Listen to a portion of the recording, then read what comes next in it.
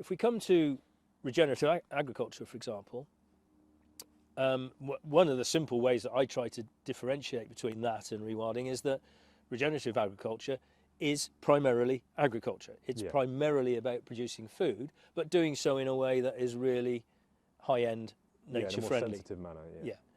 So rewilding primarily about producing nature, allowing nature, but on the back of it, and we can come onto this, you can still produce food from it, and that happens across the country, but it's not the primary purpose. Yeah. Now, the other thing to say is that with most of these, nature reserve, nature restoration, regenerative agriculture, rewilding, with most of these things, they all look quite similar to start with. If you're starting on a project, you are intervening quite a lot to kickstart that recovery.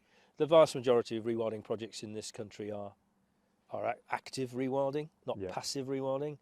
Passive rewilding, you more or less just let nature do its thing from day one. But active rewilding, you're intervening to try and kickstart that recovery. And the reason that we're doing that a lot in this country is because we've lost so much. And we've got a biodiversity crisis, and we've got a climate emergency. And crisis and emergency mean acting fast because it's a major issue that we need to tackle. So the vast majority of projects are doing stuff to start with that is very similar to creating a nature reserve or nature-friendly farming. But what happens is you have the same sort of trajectory of activity increasing in the early years, but then with nature reserve management, etc., that might plateau out, or it will should plateau out over time. You don't need to intervene anymore. You just need to maintain.